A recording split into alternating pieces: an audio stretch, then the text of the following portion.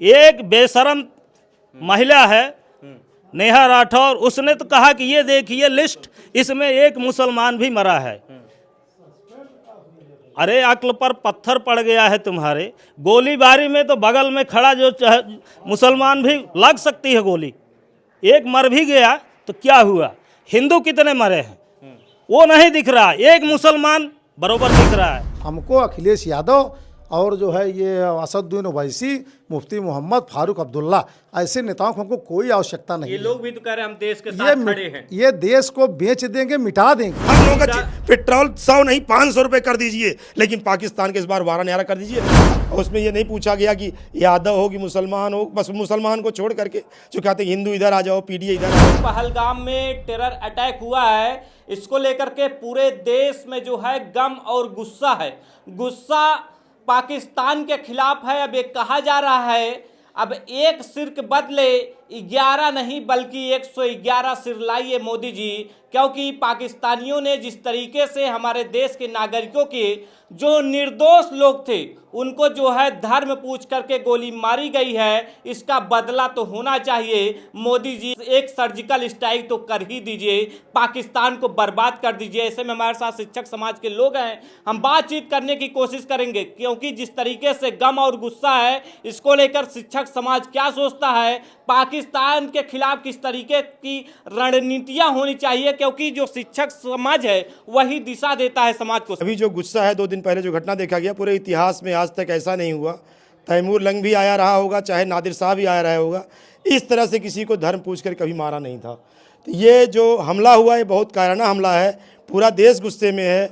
और हम लोग ये चाहते हैं इस बार अब कुछ नहीं, कोई सबूत नहीं, कोई कुछ नहीं, पूरा विश्व, अमेरिका और रसिया से लेकर इजराइल से लेकर ऑस्ट्रेलिया से लेकर के पूरा विश्व समुदाय हमारे साथ है। और पूरा देश यही चाह रहा है अब आर पार होना चाहिए। कब तक हम लोग मौतें गिनते रहेंगे? कितने सौ गए छुप करके कुत्ते बिल्ली की तरह आते हैं और मार के चले जाते हैं। इस बार पीओके जो मेरा हक है 1948 में जो पाकिस्तान ने हमारे ऊपर धोखे से हमला करके ले लिया था और हमारी राजनीति कुछ गलतियां हुई थी, उसको सुधारने का अवसर भी आ गया है। और इससे बढ़िया मौका नहीं मिलेगा जो हमारे प्रधानमंत्री हैं, गृह मंत्री हैं, माननीय उत्तर प्रदेश के मुख्यमंत्री हैं और रक्षा मंत्री हैं, और अजीत डोभाल जैसा फिर दूसरा कोई जल्दी मिलेगा नहीं।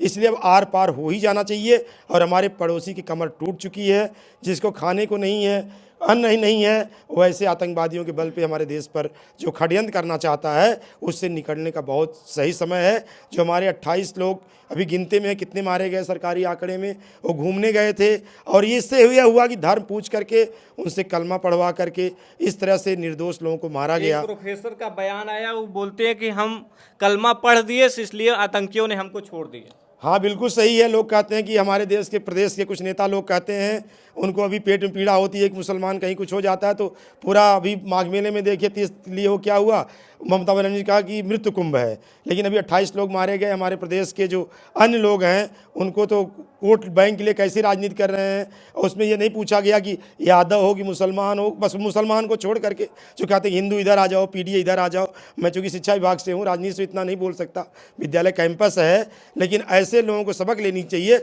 वहाँ ये नहीं पूछे कि हिंदू हो मुस्लिम हो, बस केवल वहाँ ये नहीं पूछे कि यादव हो, पंडित हो, ठाकुर हो। ऐसे लोग मारा गया, और ऐसे लोग मारा गया। एक जो तस्वीर आई, एक बच्ची जो अभी वहाँ गई हुई थी जिसके हाथों की मेहंदी नहीं छूटी हुई थी, उसकी गोद में देखिए उसके पति का सर पड़ा है, और देख के आंसू आ जाता है। पूरा देश बहुत गुस्से में है। इसलिए पूरा देश प्रधानमंत्री और अजीत डोभाल जी जो भी फैसला ले, प्रधानमंत्री हमारे तुरंत वहाँ सऊदी अरब की यात्रा छोड़ करके वापस आ गए। हमारे 2 दिन से गृह मंत्री जी लगे हुए हैं, 5-5 घंटे की मीटिंग हो रही है। अभी 5 फैसले जो कड़े लिए गए हैं, हम लोग वाकई कड़े फैसले लेने से कुछ नहीं होगा। अब सीधा आर और पार की बात होगी। हम लोगों का पेट्रोल 100 नहीं 500 रुपए कर दीजिए, लेकिन पाकिस्तान के इस बार 12 न्यारा कर दीजिए। अब हम लोग बहुत लाशें गिनते गिनते थक चुके हैं। पेट्रोल चाहे 500 रुपए कर दीजिए, 1000 रुपए कर दीजिए, आटा चाहे 2000 कर दीजिए, लेकिन पाकिस्तान को खत्म कर दीजिए। पाकिस्तान का नक्शे से नामो निशान खत्म हो जाना चाहिए। पीओके हमारे अंडर में आना चाहिए। पाकिस्तान जैसे हम लोगों ने अंतर्राष्ट्रीय राजनीति करके पाकिस्तान को एकदम एक पैसे के लिए मोहताज कर दिया है, वहाँ सब कुछ गिरवी हो चुका है। उससे बदतर स्थिति करके नक्शे में नाम उसका मिट जाना चाहिए। सर, पेट्रोल चाहे 500 में हो जाए, आटा 1000 में हो जाए, लेकिन पाकिस्तान का नामो निशान मिट जाना चाहिए। जी बिल्कुल। तो पाकिस्तान के इस नापाक हरकत को देखते देखते उब गया हूँ मैं, जब पढ़ रहा था तभी से। कितनी बार हमला होता है, कितनी बार हमला होता है, और हमारे देश के जो गद्दार नेता हैं और वो अलगाववादी सोच रखते हैं, तो मेरी ये सोच है कि मैं तो इनकी मान्यता ही रद्द करना चाहता हूँ कि इनकी पार्टी की मान्यता ही रद्द हो। ऐसे जो साधु के वेश में कालीनेम जैसे हिंदू हैं, मृग सोने का मृग बने हुए मामा मारीच हैं, राजनीति में ऐसे मारीचों और कालीनेमियों से जो है राजनीति को मुक्त करना चाहिए, और जो भी पाकिस्तान की हिमायत करता है उसको देशद्रोही करार दे करके सीधे उसको सीमा उस पार भेजना चाहिए, डायरेक्ट पाकिस्तान भेजना चाहिए। चाहे जो भी हो नेता, मैं नाम नहीं लेना चाहता हूं, ऐसे तमाम नेता हैं जिनके चरित्र से पूरा लगता है, एक लाइन अगर वो बोल दें तो आपको लगेगा कि ये हिंदुस्तान के हैं कि पाकिस्तान के हैं। ऐसे गद्दार नेताओं को बॉर्डर उस पार करना चाहिए, उनकी पार्टी की मान्यता रद्द करनी चाहिए, और सरकार को इस समय तुरंत हमला करना चाहिए। और ये मौका, ये गोल्डन चांस है, जो हमारा हिस्सा है पीओके, हमें ले लेना चाहिए। इस अवसर को सरकार को नहीं गंवाना चाहिए। देश में ही गद्दार हैं। जी हाँ, बिल्कुल, ये बात हम मानते हैं कि हमारे देश में गद्दारों की संख्या भरी पड़ी है, और मुझे लगता है कि ये जो अटैक हुआ है इसमें भारत के ही कुछ गद्दारों का पूरा हाथ है। वो ऐसे आतंकवादियों का फुल सपोर्ट किए हैं, यहाँ का पूरा जो भी खुफिया जानकारी होती है उनको प्रोवाइड करते हैं, जिसके माध्यम से वो लोग भारत में प्रवेश करके भारत के लोगों को ही नुकसान पहुँचाते हैं। मैं इस हमले का निंदा करता हूं और सरकार से दरख्वास्त करता हूं कि आपने ये जो सिंधु जल समझौता को रद्द किया है, इस पर अपना स्टैंड बिल्कुल कायम रखेंगे। कुछ भी हो जाए, चाहे मैटर यूएनओ में जाए, चाहे दुनिया के किसी भी देश में जाता है, तो अपने कदम को पीछे नहीं खींचना है। और अगली बात अमेरिका, रूस और यूक्रेन और जो इजराइल जैसे देश हैं, ऐसे देशों से सबक लेना चाहिए। अगर आपके ऊपर कोई अटैक करता है तो ऐसी दशा में आपको उसको मुंहतोड़ जवाब देना चाहिए, और ऐसा इजराइल की तर्ज पर जवाब देना चाहिए, इजराइल की तर्ज पर। ऐसे ही एक वहाँ कार्निवल चल रहा था, फिलिस्तीन के कुछ आतंकवादियों ने वहाँ पे हमला किया। इजराइल कितने साल तक लड़ा, किसी की नहीं सुना। हम क्यों सुनाएं किसी को? हमारे एक एक नागरिकों की जान का हिसाब चाहिए। नागरिकों की जान इतनी सस्ते में है क्या? एक एक नागरिक के बदले 1100 नागरिकों की जान चाहिए हमें, और तुरंत हमला होना चाहिए। तुरंत पाकिस्तान की इतनी औकात नहीं, उसकी माँ की दूध नहीं पिलाया है उसकी माँ ने कि वो सामने से आके युद्ध करे। ऐसे गद्दार कायरतापूर्ण युद्ध हमें स्वीकार नहीं है। उसने तो इनकार कर दिया है सर कि मेरा इस हमले में कोई, हमेशा से यही देखिए, पहले तो मैं जो पहलगाम में मारे गए उनको विनम्र श्रद्धांजलि अर्पित करता हूं, और उनके परिवार के साथ पूरा भारत खड़ा है और देश के साथ पूरा भारत खड़ा है। इतनी कायराना हरकत, कलमा पढ़ाना, पैंट उतरवा के चेक करना, उसके बाद हत्याएं करना, ये क्रूरता की चरम है। और हम भाईचारा कब तक निभाते रहेंगे? ये भाईचारा का समय नहीं है, ये बदले का समय है। और सरकार जितना कड़ा निर्णय ले सके उतना कड़ा निर्णय ले, पूरा भारत को सपोर्ट करेगा। एक एक व्यक्ति लड़ने को तैयार है भारत का, सिर्फ वो आतंकवादियों को समाप्त करे, आतंकवाद को समाप्त करे, ये मेरा विचार है। भैया कह रहे हैं चाहे पेट्रोल 500 में हो जाए, आटा 1000, उससे कोई फर्क नहीं पड़ता। 500 1000 नहीं, 5 मिनट में ख़त्म हो जाएगा आतंकवाद। सिर्फ भारत सरकार चाह ले बस। भारत का हर नागरिक गला काटने को तैयार है। इतना गुस्सा है, इतना गुस्सा है लोगों में। चुन चुनकर आतंकवादियों को मारिए। देश में शांति, अमन, चैन कैसे आएगा?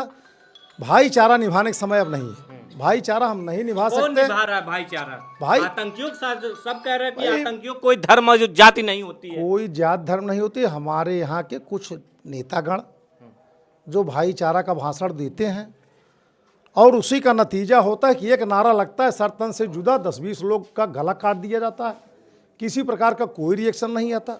इतनी बड़ी घटनाएं हो जाती हैं, उसके बाद कोई रिएक्शन नहीं आता। राजनीति में आप अपना स्तर कितना गिराना चाहते हैं, यह सोचने का विषय है। कितना गिर सकते हैं आप राजनीति के लिए, यह सोचने की ज़रूरत है। हमको जो है मुलायम सिंह यादव, अटल बिहारी वाजपेयी, नरेंद्र मोदी, योगी आदित्यनाथ, ऐसे नेताओं की आवश्यकता है हमको। अखिलेश यादव और जो है ये असदुद्दीन ओवैसी, मुफ्ती मोहम्मद, फारूक अब्दुल्ला, ऐसे नेताओं को हमको कोई आवश्यकता नहीं ये है। लोग भी तो कह रहे हैं हम देश के साथ खड़े हैं। ये देश को बेच देंगे, मिटा देंगे, यही करते अखिलेश रहे। यादव देश को मिटा देंगे। मिटा देंगे भैया, मिटा देंगे। एक बयान आया हो कल से, हमको आप बता दीजिए किसी चैनल पर उन्होंने कहा हो कि मैं देश के साथ खड़ा हूँ, ये गंदा काम हुआ, हिंदुओं को चुन चुन कर मारा गया, क्यों मारा गया, कितना गिर कर। सरकार की नाकामी है। अग्निवीर जैसी योजना देश की सुरक्षा व्यवस्था को कमजोर कर रही है। सरकार की नाकामी है। सरकार ने वहां पर जो है पुख्ता इंतजाम क्यों नहीं किए? क्योंकि 2000 से ज्यादा पर्यटक थे। ये अगर यहीं देश के पढ़ करके अखिलेश यादव विदेश क्यों पढ़ने चले गए? टेक्नोलॉजी और पढ़ाई के नाते ही ना। टेक्नोलॉजी का जमाना है, टेक्नोलॉजी का युद्ध है, टेक्नोलॉजी सिस्टम है। और उसमें ये कहिए कि बॉर्डर पे 100 लोग खड़े कर दिए जाएं, नहीं होगा। इसके पहले बहुत लोग मारे गए। जब से सरकार भाजपा की बनी बहुत कम हुआ। धारा 370 हटाया गया, बहुत सारे सिस्टम बनाए गए और समय आने के बाद सरकार ने कहा था आतंकवाद का सफाया हो गया। सरकार ने बड़ा ढोल पीटा था इसका। अरे भाई हमको ये बताइए, आप धीरे धीरे घर की सफाई भी करते हैं तो धीरे धीरे करते हैं, एक साथ विश्वकर्मा नहीं हम कि साफ कर देंगे। बहुत कम हो गया है। इसको कश्मीर देख रहा है। पूरा कश्मीर ने जिस ढंग के बंद के आह्वान का सपोर्ट किया है, इसको फारूक अब्दुल्ला, महबूबा मुफ्ती ने देखा। इसी के बाद उनका बयान आया कि हम भारत के साथ खड़े हैं, हम इसकी निंदा करते हैं। आज तक निंदा नहीं किए। आप सर खुद तुलना कर लीजिए कि ये अग्निवीर जैसी योजना कांग्रेस के समय में नहीं थी। उस समय की आतंकी घटनाओं के आज के आतंकी घटनाओं की कंपैरिजन आप करिए, आपको खुद दूध का दूध पानी का पानी अलग हो जाएगा। ऐसे ही गद्दार नेताओं के विषय में मैं बात कर रहा हूँ। सरकार ने तो कहा था आतंकवाद का हमने खत्म कर दिया जब से नोटबंदी हुआ, धारा 370 हटाया, इससे तो आतंकवाद खत्म हुआ। तो फिर आतंकवादी घटना मैं ये कहता हूँ, आप अपने घर का चोर नहीं रखा सकते, घर के चोर की रखवाली नहीं हो सकती। आप ताला लगा सकते हैं बाहर के चोर के लिए, घर के चोर के लिए आप क्या करेंगे? घर के आदमी को अपने घर की रखवाली के लिए एकदम कृत संकल्प होना चाहिए। मैं ऐसे ही गद्दारों की बात कर रहा हूं। कहा जा रहा है कुछ दिन पहले हमारे घर में ही बैठे हैं। प्रधानमंत्री का दौरा भी कुछ दिन पहले ही था, उसके पहले ही दौरा रद्द किया गया था। क्या सुरक्षा एजेंसियों को इतना भी नहीं पता कि देश में घुसपैठी घुस रहे हैं, आतंकवादी घुस रहे हैं? घर में सुरक्षा की जो एजेंसियां क्या कर रही थी? घर में ही बैठे ही लोग रेकी करेंगे। घर का भेदी लंका ढाए कहा गया है।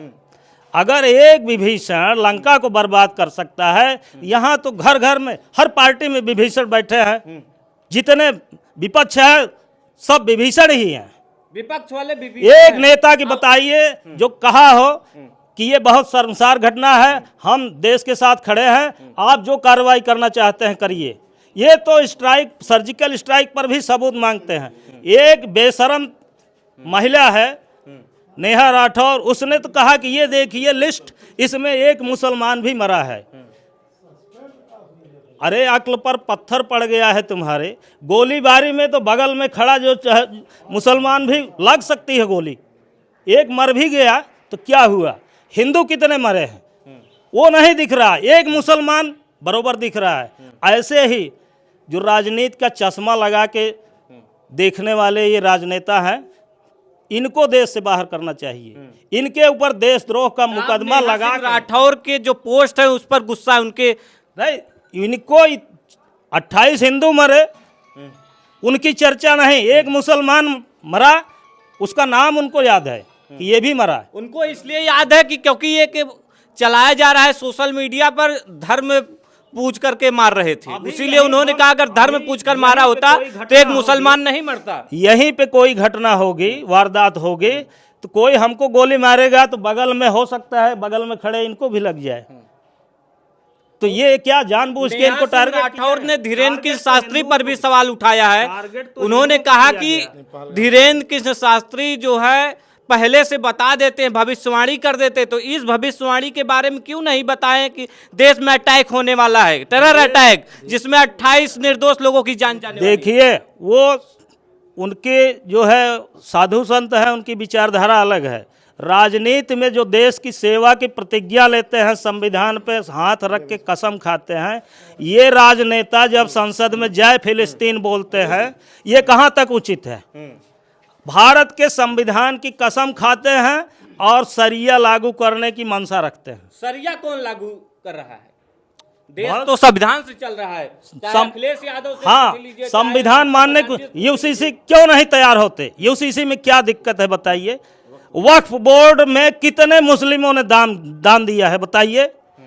और कितने मुस्लिम कंट्री हैं, ईरान है, सऊदी अरब, कहाँ पे वक्फ बोर्ड बना है बताइए? पाकिस्तान में कितना वक्फ बोर्ड है, कितना दान हुआ है बताइए? बता दें ओवैसी, सामने आके बताएं कितना दान उन्होंने किया है। जो मुसलमानों के मसीहा कहा जाते हैं, फारूक अब्दुल्ला ने कितना दान किया है बताइए? जामा मस्जिद के इमाम ने कितना दान किया है बताएं जरा।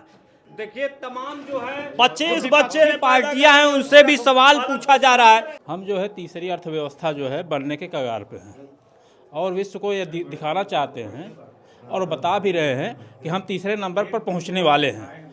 लेकिन उसके पहले जो है, जो पाकिस्तान या अन्य देश इस समय वर्तमान समय में पाकिस्तान ने जो हमला कराया, हम अब पूरी जनता यही चाहती है प्रधानमंत्री जी से कि ऐसी सबक सिखाइए कि दोबारा करने के लिए वो कभी सोचे न। अगर सोचे तो उनका रूह कांप जाए, हमारे देशवासियों का नहीं उनका। बस यही जो है पूरी जनता चाहती है। उसने कलमा पढ़ के वो अपनी सुरक्षा कर ले गया। इससे क्या मैसेज जा रहा है कि आप अपने धर्म का परित्याग कर दीजिए, आपको छोड़ दिया जाएगा। आप शिखा सूत्र कटवा लीजिए, चंदन लगाना छोड़ दीजिए, कलमा पढ़ना, कलमा याद कर लीजिए, चाहे जिस धर्म के हों। ये आप अगर ध्यान से देखें, जो भारत के मुस्लिम हैं, जो लगातार बहुत साल से इतिहासकारों ने कहा है कि सब हिंदू थे, इसी डर के कारण सब मुस्लिम हुए हैं कि उनको लगा कि अगर हम इस धर्म का पालन करेंगे हमारी जान को खतरा है। उनको ऐसे डराया गया, धमकाया गया, मारा गया, तो वो सब कन्वर्ट हो गए। जितने बहुत सारे हिंदू जो यहाँ मुस्लिम हैं सब नकली हैं। इसी कारण से जो बार बार इतिहासकार एक पक्ष कहते रहते हैं, आप सोचिए कि अगर इस डर से अगर इसको अभी तुरंत इसका जो है प्रतिकार नहीं किया गया तो अगर 10-20 घटनाएं और हो जाएंगी तो लोग कलमा याद करने लगेंगे। तो हमारी संस्कृति को नष्ट करने का एक बहुत बड़ा प्रयास है। आप इसको ऐसे हल्के मत लीजिए, आपका धर्म विनष्ट हो जाएगा तो आप इस दुनिया में नहीं रहेंगे। अभिमान छोड़ करके सबको एकजुट हो करके अपने धर्म की रक्षा करना है, क्योंकि शस्त्रेण रक्षिते राज्ये शास्त्र चर्चा प्रवर्तते, ये सिद्धांत हम लोगों का। शस्त्र से जब राष्ट्र की रक्षा होती है तभी हम लोग ज्ञान विज्ञान का प्रचार प्रसार कर सकते हैं, नहीं तो उन लोगों की संस्कृति है। हमारा देश, आप अगर इतिहास, इसमें कोई संशय नहीं है कि हम अफ़गानिस्तान तक थे, हमारा ही भाग पाकिस्तान है। ये भारत की हिंदुओं की भूमि। हम ये कहना चाहते थे कि अगर जो है हमारे पास साक्ष्य प्रमाण, इतिहास प्रमाण है, बाहर से आके अगर कुछ किन्हीं मुस्लिमों ने 40-50 करोड़ ने इतना कब्जा कर लिया और कब्जा करना चाहते हैं तो बहुत बड़ी दूरदर्शी सोच है। एक योजना के तहत तो 10-20 साल, 50 साल, 100 साल शांत रह के कब्जा करते चले जाते हैं और हम लोग कुछ नहीं कर पाते हैं।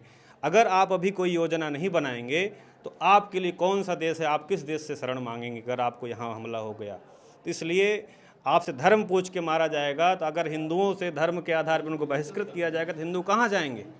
इस बात पर गंभीरता से विचार करिए। आप इस मुद्दे को इस तरह से भी पूछिए। इसमें सरकार का फेलियर मानते हैं, क्योंकि जहां 2000 पर्यटक थे वहां पर कोई सुरक्षा का इंतजाम नहीं था। 2000 पर्यटक और उसकी बात नहीं है, सरकार का फेलियर है तभी तो घटना हुई। लेकिन अब सरकार इसके ऊपर एक्शन करे तब जो है, तब हम उसकी सफलता मानते हैं। क्योंकि सरकार हर जगह पुलिस, जैसे अब यहाँ 500 लोग हैं, 1000, 2000, 4000 लोग हैं। आप ये बताइए कि अगर हम कहीं 5000 लोग इकट्ठे नहीं हो, कश्मीर का सेंसिटिव एरिया था पहलगाम। नहीं, सेंसिटिव किन के कारण है? आप इस बिंदु पे नहीं विचार कर रहे हैं। सेंसिटिव है एक धर्म समुदाय के विशेष लोग। अगर वहाँ हिंदू हैं तो सेंसिटिव नहीं है। अगर 5000 हिंदू हैं, यहाँ 4000, 5000 मुस्लिम आ जाएं, सेंसिटिव नहीं है, हम वो आराम से रह रहे हैं। बगल में पड़ोसी देश पाकिस्तान है जो हमारा दुश्मन है। बगल में पड़ोसी, बहुत सारी सीमाएं हमारी हैं, वहाँ पे बवाल नहीं हो रहा है। जिस सीमा में ये लोग हैं वहीं पर क्यों झगड़ा हो रहा है? चीन भी हमारी सीमा है, अन्य जगह भी हमारी सीमा है। चीन में भी तो खबरें आई हैं। खबरें आई हैं, लेकिन इस तरह की घटना नहीं आई है। वहाँ पे इस तरह का जा रहा है कि वो भी हमारे सीमा में घुसने की कोशिश कर रहा है। करते हैं, लेकिन धर्म पूछ के नहीं मारते हैं। दोनों में अंतर आप करिए। पहले एक धर्म पूछ के मार रहे हैं, एक धार्मिक आतंकवाद है वो। आप उस बात को, इस बात को, चीन वाली घटना और इस घटना को, दोनों को अलग अलग रखिए। यहाँ पे कोई कहेगा पैंट उतार के दिखाइएगा आप जो है किस धर्म के हैं, ये बहुत शर्मनाक है।